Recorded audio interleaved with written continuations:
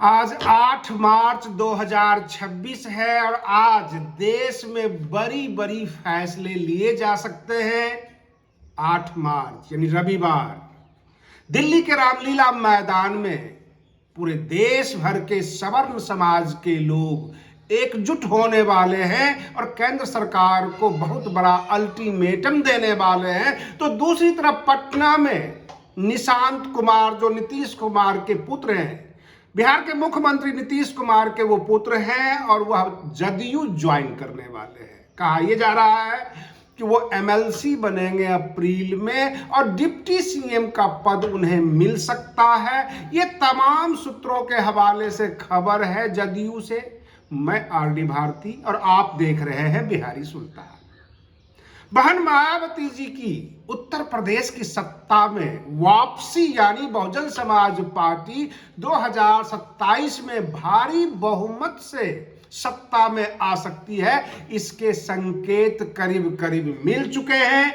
मध्य प्रदेश में 2,10,000 शिक्षकों की नौकरी अब खतरे में है, उन्हें पात्रता परीक्षा देना होगा। रही बात ये, देश में अभी धर्म की राजनीति थोड़ी सी ठंडी पड़ गई है, जाति की राजनीति चरम पर है।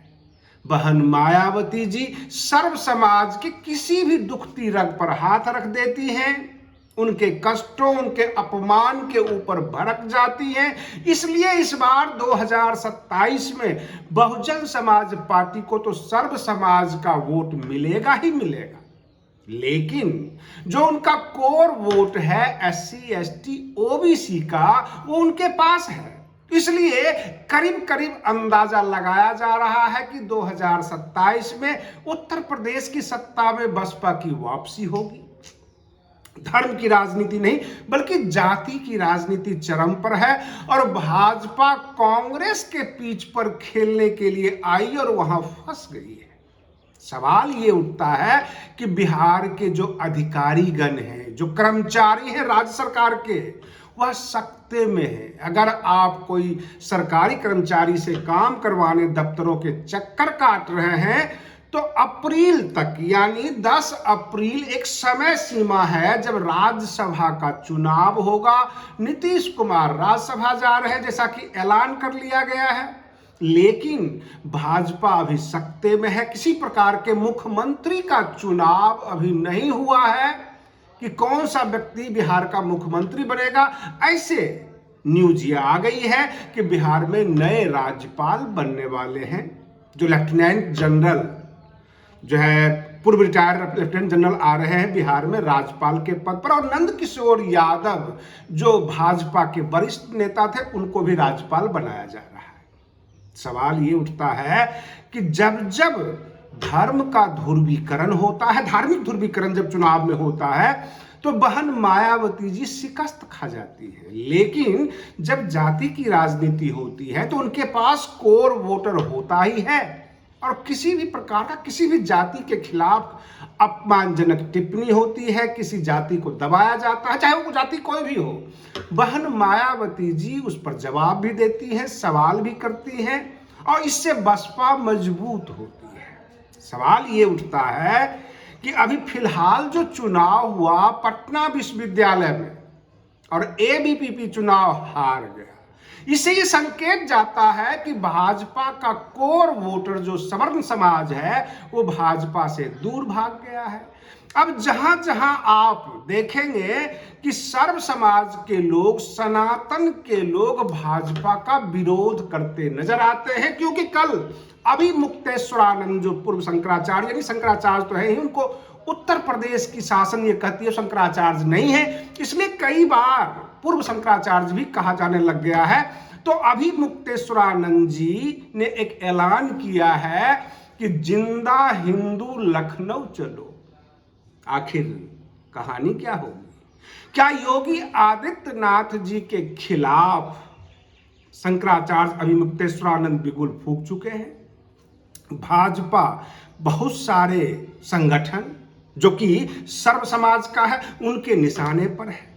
उधर से एक मैसेज आता है मध्य प्रदेश से, दिग्विजय सिंह जो कांग्रेस के नेता थे, उन्होंने कहा कि अब हम संन्यास की योजना बना रहे हैं और इससे ये कयास लगाया जाने लग गया कि दिग्विजय सिंह जो पूर्व कांग्रेसी नेता थे, पूर्व मंत्री भी रह चुके हैं, वो अब राजनीति से संन्यास ले रहे हैं। भाजपा चारों तरफ से घिरी हुई है। ऐसे आज रामलीला मैदान, जो दिल्ली का रामलीला मैदान है, वहां जब एकजुट होंगे, जुटान होगा सर्व समाज का, तो क्या फैसला लिया जाएगा, ये हम शाम की न्यूज में अपने दर्शकों को बताएंगे। और दर्शकों से यह आग्रह है, बिहारी सुल्तान चैनल को सर्च करके आप न्यूज देख सकते हैं। बिल्कुल हम नपी तुली न्यूज जो है छांट कर लाते हैं, जो सच्चाई होती है।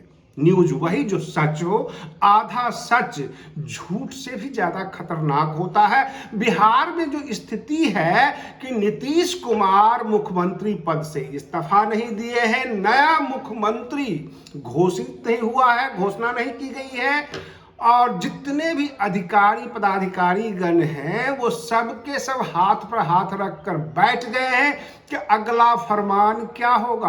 आम जनता परेशान है। मध्य प्रदेश की जनता इस बात से परेशान है कि वहां की जो मोहन यादव की सरकार है, यानी मध्य प्रदेश की भाजपा सरकार, वह यह ऐलान कर दिया कि जब तक शिक्षक अपनी एग्जाम देकर पास नहीं करेंगे पात्रता परीक्षा में, तब तक वो आगे शिक्षक बने हुए नहीं रहेंगे। अप्रैल से मई तक ये सारा का सारा प्रक्रिया कर लिया जाएगा। कहने का तात्पर्य यह है कि दिल्ली से लेकर बिहार तक, दिल्ली से लेकर मध्य प्रदेश तक राजनीतिक हलचल तेज है। सरकार को शक की निगाहों से आम जनता देख रही है। और रही बात ये, बिहार में अगला निजाम कौन होगा, इसकी उहापोह की स्थिति बनी हुई है, क्योंकि उत्तर प्रदेश में करीब करीब जो है फैसला होता हुआ नजर आ रहा है। लोगों में चर्चाएं शुरू हो गई है कि जब ये चुनाव होगा 2027 का, तो बहन मायावती जी का आना तय है। और इस बात से समाजवादी पार्टी, कांग्रेस, सब के सब परेशान इस बात से हैं। जब धर्म का ध्रुवीकरण होता है तो भाजपा बहुत बड़ी संख्या में वोट ले जाती है, सत्ता में आती है, लेकिन मजबूत विपक्ष सपा बनती है। कांग्रेस भी जो है खड़ी रहती है सपा के बगल में। लेकिन जब जाति की राजनीति होगी तो वहां पर बसपा मजबूत हो जाएगी। सपा और कांग्रेस का बुरा हाल रहेगा, क्योंकि कांग्रेस किसी पर्टिकुलर जाति को जो है रिप्रेजेंट नहीं करती। समाजवादी पार्टी केवल यादव समाज से तो नहीं उत्तर प्रदेश की सत्ता में आ सकती है, लेकिन बहन मायावती जी के पास कोर वोटर है और करीब करीब चाहे वो बैकवर्ड हो, फॉरवर्ड हो, दलित हो, सवर्ण हो, सबके लिए लड़ लेती हैं। तो बहन मायावती जी के बारे में आम जनता की राय पॉजिटिव बनी हुई है और उत्तर प्रदेश से काफी ग्रीन सिग्नल मिल रहे हैं कि बसपा इस बार बाजी मारेगी। आज के लिए बस इतना ही। आप बने रहिए बिहारी सुल्तान चैनल पर। हम फिर मिलते हैं अगले वीडियो में। तब तक के लिए धन्यवाद।